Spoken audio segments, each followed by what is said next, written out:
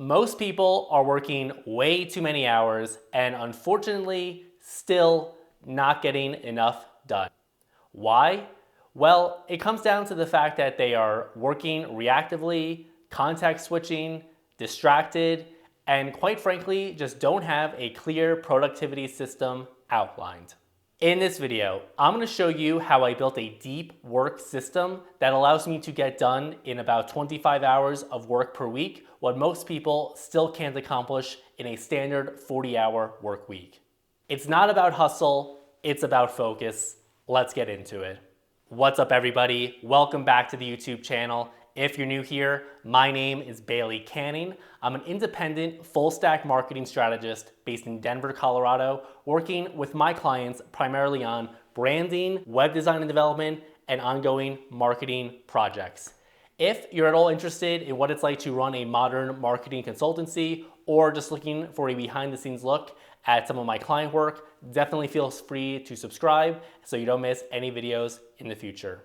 A lot of what I'm going to be discussing today comes from the book by Cal Newport called Deep Work, as well as many of the topics he regularly discusses on his podcast, which I highly recommend. Now, my personal background with this is that I really realized the issue with modern workplace productivity when I was working a large corporate advertising job in Midtown Manhattan. And believe me, when I saw all the distractions of people constantly checking their Microsoft Outlook and Teams accounts, responding haphazardly to every single email that came in, and honestly just never having the time to do deep, undistracted work. And it was no surprise that I would regularly see people working till 8, 9, 10, sometimes even past midnight on client work. What I'm going to be discussing today is a reaction against that pseudo corporate productivity where looking productive in terms of quickly responding to emails is more rewarded than actually being productive in terms of really doing fantastic client work. And then also my personal experience with this is that while I was working at very intense corporate advertising agency, commuting into Manhattan, working, pretty much like 8 to 6 every single day, I was also on the nights and weekends freelancing, getting my own clients, building up the business that I now run full-time today. And so you better believe I had to be very locked in with the limited time I had if I was ultimately going to be able to quit my W-2 day job and eventually go full in on this business. And now fast forward to today where I try to work a very focused day. Really, my core hours, I would say, are between 8 a.m. to 4 p.m. I usually try to get a workout first thing in the morning these days. And this system is particularly helpful if you are self-employed or just control your own schedule. But I think a lot of remote work from home workers these days could honestly implement 90% of what I'm talking about here. But what makes this system so great is the fact that yes, I do have these core working hours. In the evening, I have plenty of time for high quality leisure, whether that be hanging out with friends, going for walks, going on dates, watching movies on my projector, whatever. So that's why I think the system is so fantastic, because it allows you to fulfill your responsibilities, specifically me as an independent marketing consultant, where I really need to fulfill the trust my clients have placed in me. But then I also have plenty of time in the evenings to just relax. And I think it's this dichotomy of very focused, intense work mixed with high quality leisure that allows you to go back to work the next day and be creative and refreshed, and ultimately in the long run avoid burnout, which it seems like everyone I talk to in the corporate world is suffering with somehow. So let's get started. The first thing you have to do to adopt this deep work system is you need to set aside time at the start of your work week and actually plan out your week. So every Monday morning around 8 a.m., I make myself a cup of coffee and then I get right to work planning out my entire week. This is going to cover all my client work as well as work I am doing on the business to grow and generate more leads, as well as a lot of personal things. What am I going to be doing in the evenings? What does my social calendar look like? What am I going to do on the weekend? What does the workout program look like for this week? This just gives me a clear direction for the entire week. I actually made a vlog about this a while back, so I will link that in the description if you're interested in checking that out. But I resisted this concept in the early going because I figured to myself, these 60 to 90 minutes it takes me to plan out the week, honestly, that is client work that I could be putting that time towards. But I have found over the years that Setting aside 60 to 90 minutes to plan out your entire week will make you far more productive in the long run. You will not be working reactively. Really, the key thing is, and I have an entire checklist these days where I go over, but these days it's primarily about putting down all the client tasks I have, as well as all the business and personal tasks I mentioned. And then in the next step, you're going to take all of your work, all the tasks you have to get done, and then it is important to time block out your calendar. You can use whatever calendar app you want to use. I use Google Calendar. And what I've also set aside and done is I've set aside all of my work hours, and then all of my client work has a specific color coordinated calendar, and then those are the allocated hours I have to work on those accounts. So we have clear constraints in terms of I only have so much time in the day each day, and I'm only going to allow myself to work 6-7 hours at max, because I don't really believe in this working 14 hours a day, 100-hour weeks. I don't think that's possible, quite frankly. We'll get into why in a second. The weekly plan that you develop, I use Notion for this, that will then be used to time block out your calendar. So you're allocating time ahead of time to handle all of your tasks. And then I will also use the Cal Newport Daily Planner, as you can see here.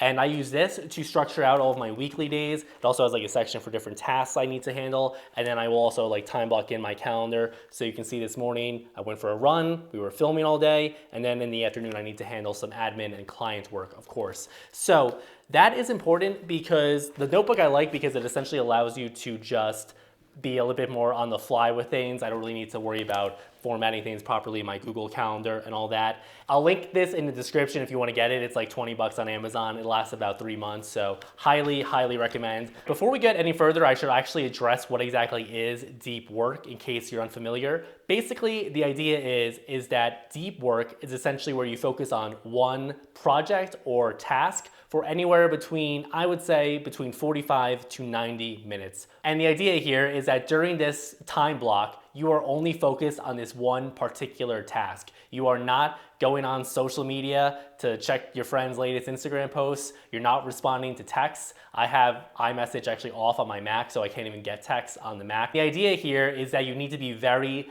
locked into the task at hand because there's a lot of psychological research that suggests that it takes about 20 to 30 minutes to even get fully engrossed into a task so that you can enter a flow state and be very creative or analytical or whatever you need to do to get that particular task done. And then it's been shown in these studies that essentially these context switch, so if you're working on something for 15 minutes and then you go back to check your phone and then you go back to your work, that makes it nearly impossible to enter a flow state. And over the long run, if you do this throughout your workday 40, 50, 60, 75 times, it is going to dramatically reduce your cognitive energy and capability because the human brain is simply not designed for all these technological distractions. So that is why it's so important. Deep work will help you do your best, most creative work in the shortest amount of time. And at the end of the workday, you're gonna find that you have a lot more energy. And quite honestly, you're gonna be a lot more fulfilled as well in your work. Now let's talk about my most dangerous productivity secret here. It's quite revolutionary, not gonna lie. And it is the fact that if I'm ever having a deep work block, my phone is not on my desk. I know, totally wild. But this has come about because, again, the phone is probably the biggest distraction we have in the modern era. We've never seen anything like it. I've been watching a lot of films from the 1940s, 50s, 60s, and this will make sense in a second. And can't help but notice that everyone seems to be smoking a cigarette when they have to like stand in line or wait for a train. And now I think while we don't smoke cigarettes, I think the phone has essentially replaced the cigarettes where you gotta stand in line, better scroll through a couple TikToks and get some dopamine hits. So I really think that's like the modern day parallel. The phones are almost like the equivalent of cigarettes, and there's a lot of research backing up how harmful they are for mental health. Getting back to the point at hand, I don't ever have my phone during these deep work blocks on my desk. During the administrative blocks, I will because it's just not as focused. I'm just handling tasks here and there. But the big thing here is that I think doing this one thing of not having your phone at your desk and not being tempted by that distraction would probably be the number one thing you could do to dramatically improve your productivity. Honestly, in the mornings, which are my most productive hours, I will typically at this point just completely turn my phone off, just so there's an extra level of resistance if I did want to go to my phone and turn it on. That brings me to another point I want to make here is that it's very important that you know your prime productivity hours and you schedule time accordingly. So I am a morning person. I'm waking up at like 5:15 a.m. and I am most productive and most focused in those early morning hours up until about lunchtime. And then after lunchtime, I can do probably one more 90-minute deep work block. And then after that, I'm kind of shot, not gonna lie. However, there's many people that are night owls, so they might be most productive in the afternoon hours or the late evening hours. And then in the morning, they're kind of groggy, not really feeling very motivated. I don't really think it matters whether you're a morning or a night person. All that matters is you get your work done. But if you do have control over your schedule and you know you're the most creative and focused in the evening time, then I would advise you probably to schedule your deep work time in the evening. So knowing when you're gonna be most productive is very key. Now, not having a phone at the desk has sometimes gotten me into some very tense, you could say, conversations with my clients where they want to text me about something. Quite honestly, I give them access to my email and my Basecamp direct communication. But quite honestly, I would say in a B2B context, it is unprofessional, in my opinion, to be texting. I think it's fine for emergencies, but otherwise, just not a fan, especially when like they're texting you and you always have your phone on you, then you are liable to be pinged about work anytime, anywhere. And there's just no turning off from work, which we're gonna talk about in a second as well. So I just always tell them, I'm not even on my phone. So if you need to reach me, it's the least efficient way to get a hold of me. Rather, shoot me an email or send me a Basecamp message and I'll get back to you as soon as I see it. Now, when it comes to your prime productivity hours, you could even take this a step further. So morning people like myself tend to be a bit more analytical minded in the morning. So that's when I'll do a lot of like strategy or marketing type work. But when it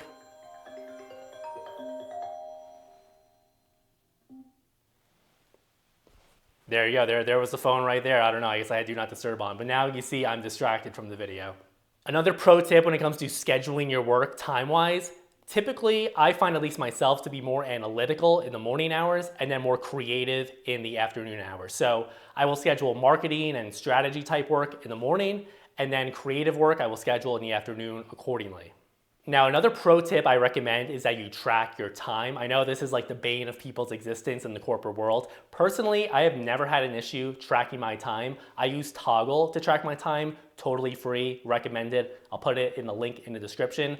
But I like Toggl just because one, it keeps me accountable so I can clearly see how many hours I've been working. Two, I can also better measure project profitability and I can see where my energy is going to for all my different client projects. And then also I like it because I can add a tag to all my deep work tasks. And then at the end of the week, I get a report and also a daily report showing me how many deep work hours I logged that day. So I really like it as an accountability tool, but especially if you're running your own business, it's absolutely critical you know profitability behind every single project or task. All right, so now we're gonna get to one of probably the more controversial parts of the video. Again, what I would say makes this deep work system so rewarding is that by getting all your work done, and when it comes to the amount of deep work hours you can actually do, I would say the limit is gonna be somewhere between 3 to 5 hours. After 5 hours, there's probably diminishing returns. Personally, I try to shoot for minimum 4, at least 5, but if I only get 3, I can live with it. I think what's very important for long-term productivity is going to be the ability to shut down at the end of the workday and completely step away from the computer, go outside, touch some grass, and just, pursue the other things you're interested in life, whether that's like playing tennis or going to the bar and hanging out with your friends. But whatever it is, I think it's very important to take deliberate time off. And this was not really drilled into me because I definitely came of age when, we have all these stories of entrepreneurs working 100-hour work weeks, which again, I don't think is possible. You might be in a office building for 100 hours a week, hopefully not, but I don't think it's honestly possible to be working 100 hours a week. But this concept and this value of deliberate rest didn't get drilled into me until I read this book called Rest. And in this book, the author talks about the fact that very iconic figures, very intellectual figures like my boy Thomas Jefferson, Charles Darwin, Isaac Newton, somehow, some way, these people actually only worked about 4 hours per day. And then they also had hobbies that they would pursue, very structured in the afternoons and evenings away from work. And many of them attributed this leisure time to their productivity and their creative output later on in life. That leads me into my final productivity tip here, which is going to be having a dedicated shutdown routine. So I have another checklist for this. You can see I'm a little OCD with the productivity, but essentially at the end of every workday, I will check my email, make sure I have no urgent messages I need to get back to. I will check my task list in Basecamp. I will review my weekly plan, check off the things I've done. I will look at my calendar for the next 2 weeks to make sure I'm prepared for any appointments coming up. And then I will just write down, I have like a little business journal just saying what I did today. And then I will plan out the next day as well. So I'll plan out in my notebook again, everything I need to get done, all of my admin tasks. And then I will shut down and just plan out in a bullet point list what I'm gonna do for the evening. So this little shutdown routine takes anywhere between 10 to 15 minutes usually. Basically gives me the mental space I need to just not even think about work after the fact. That's something that a lot of entrepreneur friends seem amazed that I just don't think much about work, whether it's on the weekends or after work, whereas many entrepreneurs complain about always having work thoughts in their head. Personally, I attribute that to the fact that I've been meditating for nearly 10 years now for 20 minutes a day. So I'm very good at not thinking about things I don't want to think about. But long story short, I highly recommend the shutdown routine. This way, I think you're going to have a lot more peace of mind if you implement this. And again, this is not something I came up with myself. It's all based on the Cal Newport Deep Work system. Normally at this point in the video, I would include some sort of CTA. I mean, if you are interested in like branding, web design, development, or ongoing marketing work, definitely check out the video form and we can book a quick strategy call to get to know each other and maybe map out a marketing game plan for your company. But this video, I really just wanted to talk to my fellow marketing professionals, knowledge workers, even though I'm really not a huge fan of that term. And just if this video helps one person be more productive, this is especially important, I'd argue, if you have a family. I would be completely locked in on this thing if I had a family and was really trying to spend time with them in the evenings. So I hope this video was helpful. It's definitely a bit more for people who have full control over their schedule, but these days, so many people are going self-employed for a variety of different reasons. And even if you are a corporate W-2 employee, if you work from home, you can get away with a lot of this stuff. Also, on that note, that reminds me, meetings. How do I handle meetings? Well, I have blocked off time for meetings. So I believe that's 1 to 2:30, Tuesday, Wednesday, Thursday. Monday and Friday, I don't like to deal with meetings, so I just don't have meeting time available. If there is an emergency though, of course I will pop on a call with a client, but I just have those hours open, and then I have my Calendly links where people can book time with me at different increments, and then I can meet during those times. So I purposely schedule meetings during my less productive hours, the afternoon following lunch, and then that way my deep work morning and afternoon blocks are fully protected. They're never gonna get blocked up with meetings. But fortunately, like this week I have 1 meeting, last week I had 0 meetings. Some weeks I will have a lot of meetings, but fortunately I just don't have a lot of meetings, which I love because quite honestly, there's nothing bigger a waste of time in my mind than meetings. Most meetings are a complete waste of time, I would argue. So that's the video. I hope you got a lot of value out of it. Again, bit different of a video than I would normally make, although I'm just very interested in productivity to begin with, but this video helps out one person, then I will have done my job here. So thank you for watching. If you found it interesting, make sure to subscribe if you like the kind of content I am coming out with. And otherwise, I will see you in the next one. Thanks for watching. Bye.